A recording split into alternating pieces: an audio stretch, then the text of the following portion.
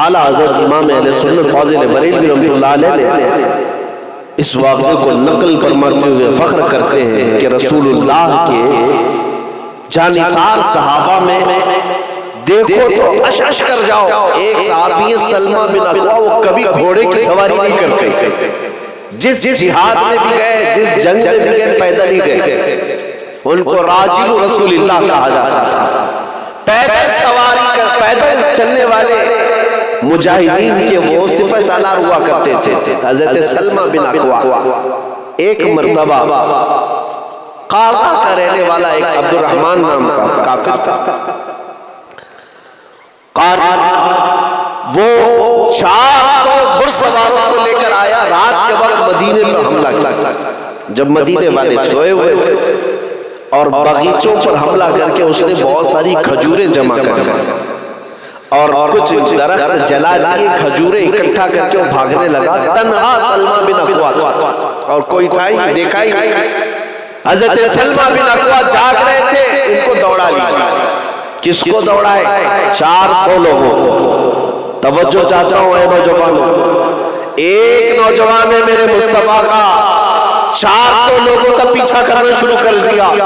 اور میں پڑھ رہا تھا تاریخ میں، حیرت کی بات ہے وہ 400 ڈر کے بھاگ بھی رہے تھے، بھاگ بھی رہے، ایک نوجوان سے بھاگتے گئے یہاں تک کہ حضرت سلمہ بن اکوا ان کو اتنا دوڑاتے رہے، مدینہ بھی نکل گیا۔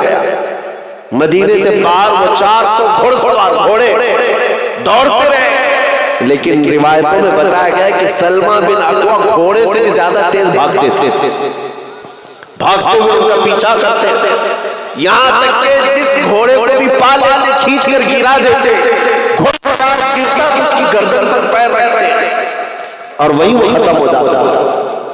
ایک میرے مصطفیٰ کریم صلی اللہ علیہ وسلم کے نوجوان کی بات کر رہا ہوں، سلمہ بن اکوا، کئی لوگوں کو گرایا، یہاں تک کہ وہ عبد الرحمن قاری وہ ڈر گیا، 10 ادھر بھاگے 10 ادھر بھاگے۔ حضرت سلمہ بن اکوا نے سب کو تتر بتر کر دیا، اکیلے 400 لوگوں۔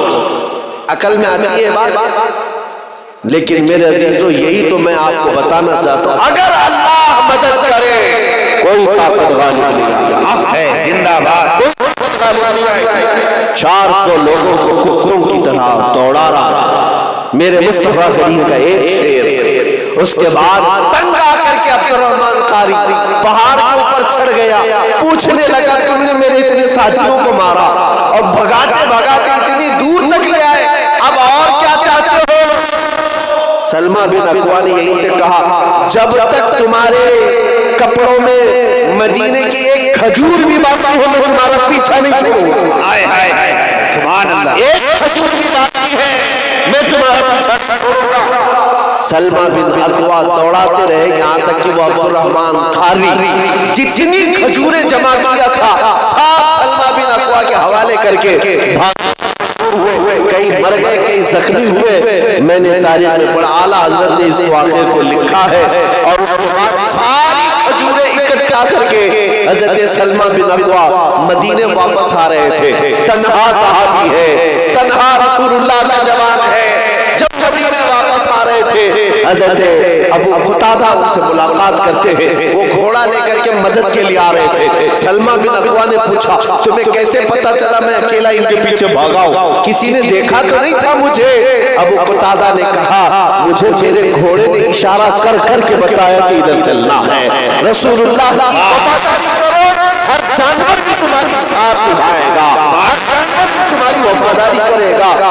اب یہ سلمہ بن اکوا کی یہ طاقت، یہ جرأت، یہ جواب، یہ بہادری کہاں سے آئی؟ کیوں آئی تھی؟ اس کی وجہ بتاتا ہوں۔ میرے آقا صلی اللہ تعالیٰ علیہ وسلم ایک بار صحابہ سے بیعت لے رہے تھے، صحابہ سے بیعت لے رہے تھے، اور صحابہ اپنا ہاتھ رسول اللہ کے ہاتھ میں دے کر بیعت کر رہے تھے۔ نبی پاک صلی اللہ علیہ وسلم ایک ایک کو بیعت کر رہے تھے۔ سلمہ بن اکوا گئے، اپنا ہاتھ رسول اللہ کے ہاتھ میں دیا، حضور پاک صلی اللہ علیہ وسلم نے بیعت کر لیا۔ تھوڑی دیر کے بعد پھر دوسرے صحابہ بیعت ہونے لگے۔ میرے آقا نے دوبارہ پکارا سلمہ بن اکوا سے، آ جاؤ تم بیعت کر لو۔ انہوں نے کہا یا رسول اللہ کر چکا۔ میرے آقا نے فرمایا پھر ہاتھ دو، انہوں نے دوبارہ ہاتھ پھر بیعت کیا. تھوڑی دیر کے بعد میرے آقا صلی اللہ علیہ وسلم دوسرے صحابہ کو بیعت کرتے رہے. پھر پکارا سلمہ بن اکوا آ جاؤ میرے ہاتھ پر ہاتھ رکھو بیعت کر لو. سلمہ بن اکوا نے کہا یا رسول اللہ 2 بار کر چکا. میرے آقا نے کہا کیا فرق پڑتا ہے کہ 3 بار کر لو. انہوں نے پھر ہاتھ دیا میرے آقا صلی اللہ علیہ وسلم کے ہاتھ میں اور بیعت کیا. اس کے بعد نکلتے ہیں فرماتے ہیں کہ پھر یہ ہاتھ کسی طاقت کے سامنے جھکائی نہیں. یہ ہاتھ کبھی کسی کے سامنے جھکا نہیں جو ہاتھ میرے مصطفیٰ کے ہاتھ میں دیا تھا. اسی لیے اصل طاقت نسبت رسول ہے. اصل طاقت مصطفیٰ کی نسبت ہے. میں آپ کو یہ بات یقین کے ساتھ کہتا ہوں, یقین کے ساتھ میرے عزیزوں, آج کے حالات جو ہیں, آج کے جو حالات ہیں ہم دیکھتے ہیں.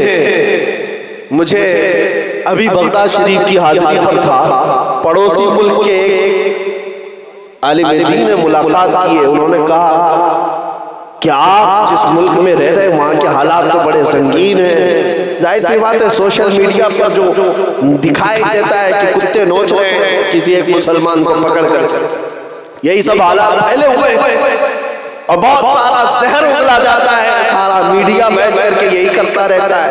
ایسے حالات میں آپ بول رہے ہیں, کیسے بول رہے ہیں؟ میرے عزیزو یہ میں اپنی بڑائی کے لیے نہیں کہتا, میں صرف ان سے جواباً اتنا ہی کہا. میرے اعلیٰ حضرت نے تو یہی فرمایا کیا دبے جس پہ حمایت کا ہو بندہ, بلکہ کیوں دبے جس پہ حمایت کا ہو بندہ. شیر کو خطرے میں لالا نہیں کتا تھا. سبحان اللہ. نعرہ تکبیر, ذات نعرہ تکبیر, نعرہ رسالت, شہنشاہ اولیاء کانفرنس مفتی سلمان ازہری. ہمیں اگر کوئی چیز جرأت دلاتی ہے, کوئی چیز اگر ہمیں جرأت مندی دلاتی ہے تو صرف میرے مصطفیٰ کی نسبت ہے. نبی پاک صلی اللہ علیہ وسلم کی محبت ساتھ ہونے کا احساس ہی اس قدر مضبوط کر دیتا ہے کہ پھر ہم بباغ دوحل یہ کہتے ہیں اب جو ہوگا دیکھا جائے گا, اس لیے کہ گردن جب مصطفیٰ کے قدموں میں رکھ ہی دی, جو ہوگا دیکھا جائے گا. عزیزان گرامی وقار, اللہ کی مدد آ کر رہے گی, اللہ کی مدد آ کر رہے گی. چند آزمائشوں کے بعد میں آپ کو بتاؤں جب وہ مدد کے لیے آتے ہیں تو کس طرح آتے ہیں. علماء اکرام خاص طور پر ناظم اجلاس ابھی کہہ رہے تھے ہر گھر میں سلمان پیدا ہو جائے. میں کہتا ہوں میری کوئی حیثیت ہی نہیں, اللہ کرے کہ ہر گھر میں مصطفیٰ کریم کا سپاہی پیدا ہو.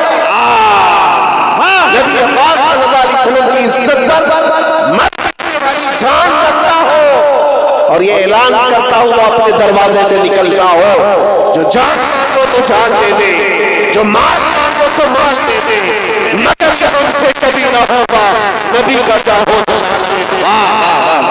بس ہماری خواہش یہ ہے کہ ہر گھر سے بچہ ایسا نکلے. علماء ذوق احترام کی بارگاہ میں عرض کر رہا تھا, چاروں اماموں میں